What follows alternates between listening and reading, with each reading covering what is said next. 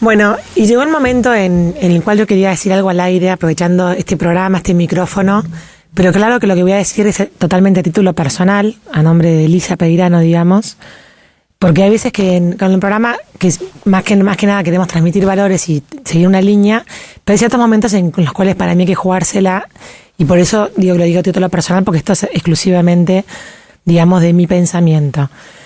Mucho se ha dicho y mucho se ha debatido en los medios sobre el tema del aborto. Tanto se ha debatido y se ha escuchado que casi que no nos impresiona la palabra, y se ha naturalizado como muchísimo a hablar de niños, de bebés no nacidos, de la mujer, del cuerpo de la mujer. Y cada vez que escucho algo del tema en los medios, que es un tema que a mí me toca bastante de cerca, me duele escucharlo, y veo el tratamiento de los periodistas al respecto, como que me doy cuenta que estamos en desventaja los que pensamos de una manera distinta a lo que se escucha, ¿no? Porque pareciera que no tenemos voces que digamos, planteen nuestro lado. Y entonces dije, bueno, ¿qué puedo hacer yo desde mi lugar, desde mi metro cuadrado? Es decir esto en la radio y que la gente que lo escucha, el que lo ayuda a pensar, bienvenido sea, el que lo quiera lo toma, y el que no lo comparte, bueno, escúchelo como una opinión divergente, porque de eso también se trata de vivir en sociedad, ¿no? De estar conviviendo con gente que quizás pensamos de acuerdo o quizás no. Me puse a pensar sobre el misterio de la vida, ¿no? Tenemos una vida en el mundo, en la vida nuestra humana, que tiene dos grandes misterios, el antes y el después. Nadie elige vivir, nadie elige llegar. De hecho, todas las personas estamos discutiendo sobre si aborto o no aborto, todos los legisladores, todos los médicos, todos los ministros, cualquier persona que está hablando del tema ha llegado a esta vida sin elegirlo. O sea que en el fondo es un gran misterio el por qué llegamos a este mundo, cuándo y cómo, ¿no? Y también hay otro misterio que es cómo se termina la vida, cuándo uno muere, por qué muere. O sea, también son como los dos grandes áreas en las cuales para mí hay como más misterio en nuestra existencia, ¿no? Que de hecho son los temas que preocupan al hombre, y la filosofía se ha ocupado de explorarlos de un lado y del otro. Ahora, una vez que nacemos, que ahí nos ha dejado de nacer, hablando ahora de no dejar nacer a hijos, la vida está hecha para vivirla. Yo pienso en todo lo que nos preocupamos cuando escuchamos, por ejemplo, que un chico se murió en un accidente de moto, o que alguien se muere en un accidente de tránsito, o la gente que trabaja para que no muera gente por desnutrición. O sea, la vida es algo que naturalmente el ser humano tiende a defenderla. Naturalmente tendemos a querer cuidarla, a protegerla. ¿Por qué? Porque estamos llamados a la vida, estamos llamados a vivir, y nuestra tendencia natural es a salvar esa vida y a poder vivirla con plenitud, ¿no? Por eso nos lamentamos cuando hay accidentes o cuando alguien muere inesperadamente, ¿no? Si no, hay un montón de cosas que están relacionadas con la defensa de la vida en sí misma. La única diferencia entre un embrión, óvulo y espermatozoide en concepción, y una persona que ya está nacida, que tiene años encima, es el tiempo. Porque un embrión, y esto lo ha demostrado la ciencia, independientemente de la religión, o independientemente de la moral o de la ética, la ciencia ha demostrado de que hay una carga genética nueva cuando hay una concepción, que es la unión entre el espermatozoide y el óvulo. A partir de ahí, hay una persona única e irrepetible en el mundo, con una carga genética particular que no se repite en ningún otro ser humano. O sea que ya es especial porque solamente tiene esa combinación ese ser humano. Entonces, eso lo hace único. Lo increíble es que para poder justificar el matar ese ser único, dicen que no es persona, y en realidad,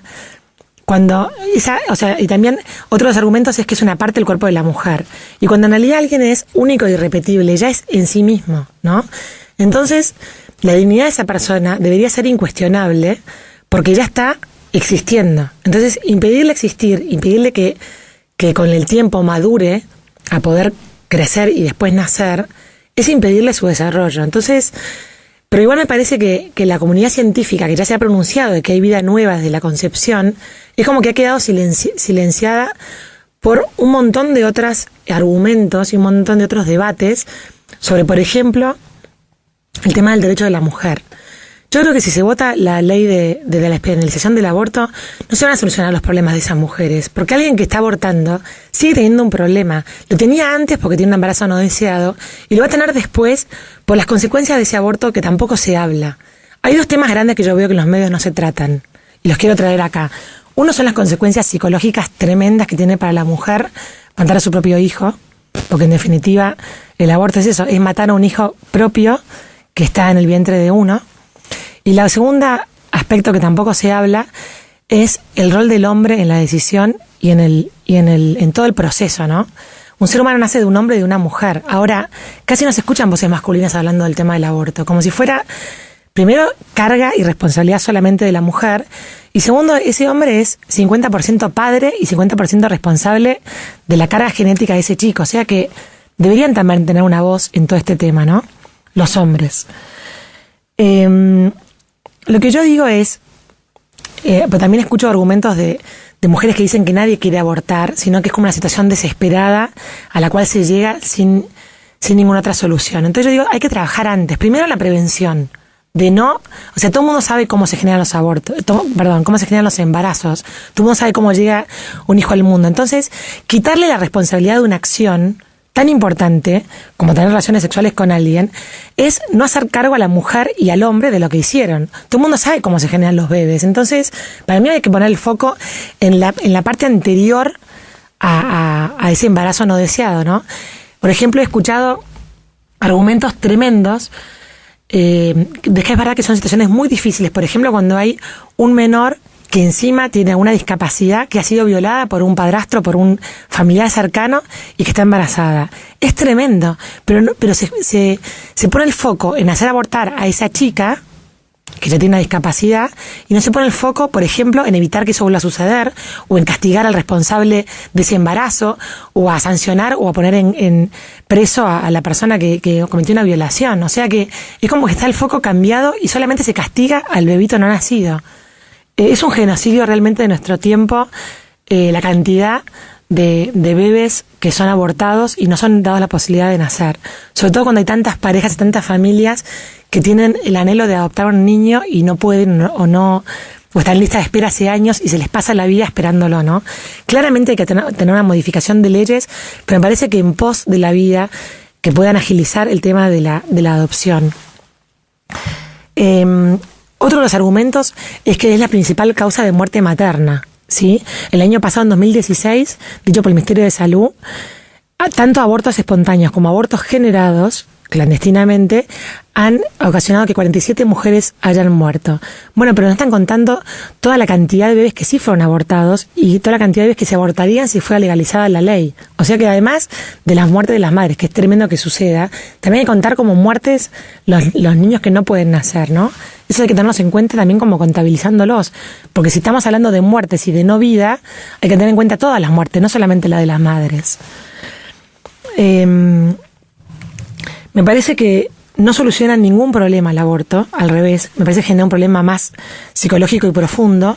Y ya lo decía la Madre Teresa de Calcuta, de que cuando la primera violencia es entre quien más te tiene que cuidar y que te tiene que tener, que es entre una madre y su médico, hacia un bebé indefenso, ¿cómo hacemos para erradicar después la violencia posterior en el resto de la sociedad si la primer acto de violencia ya se lleva a cabo en el vientre materno? Es muy difícil después tratar de justificar la no violencia, ¿no? Me parece que, de la misma manera que dije antes, nadie elige cómo nacer, ese no elegirlo hace que cada persona tenga una dignidad que es irrevocable, independientemente de las circunstancias en las que nace. Y está lleno de ejemplos el mundo de gente que quizás, bajo los criterios de la ley, no debería haber nacido o debería haber sido abortada, que son ejemplos. Por ejemplo, Stephen Hawking tuvo una enfermedad terminal, o los niños con síndrome de Down, o los niños con algún tipo de capacidad. Porque las leyes estas son leyes que son muy peligrosas porque empiezan a determinar quién puede vivir y quién no. ¿Y quién toma esa decisión? ¿Quién se puede dirigir sobre sus pares para decir, vos podés nacer y vos no? Bueno, esa fue mi conclusión de lo que yo quería decir. Y me parece que es un aspecto muy doloroso como sociedad. Y había un dicho que medía la humanidad de las sociedades en cómo se trataba a sus seres más vulnerables, los niños y los ancianos. Bueno, esto es un indicador de la humanidad de nuestra sociedad. ¿Qué va a pasar con los niños no nacidos?